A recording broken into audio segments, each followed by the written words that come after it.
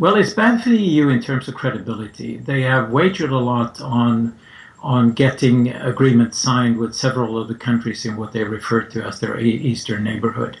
And now that first Armenia and then Ukraine withdrew even before the summit meeting and preferred to align with Russia, that is very damaging to the credibility of Brussels.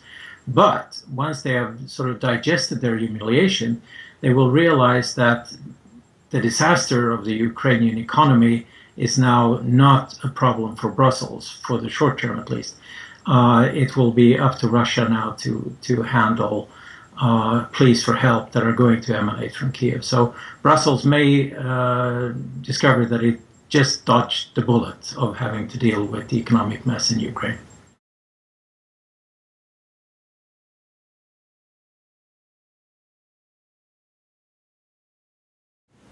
Well, this is what Russia and Moscow will now have to face, that on the one hand, there is a very powerful political ambition to restore as much as possible of the old Soviet Union in what Mr. Putin, President Putin, likes to call a Eurasian Union. And now Ukraine and others have buckled under very severe Russian pressure and will be drawn closer into the Russian orbit. But the Russian economy is the only one that is reasonably powerful in the region, and weaker economies like Armenia and Ukraine, if they are pulled in first into the customs union with Russia and then into a Eurasian Union, that will add very severe additional burdens on the Russian economy, which is already turning sour with recession pending.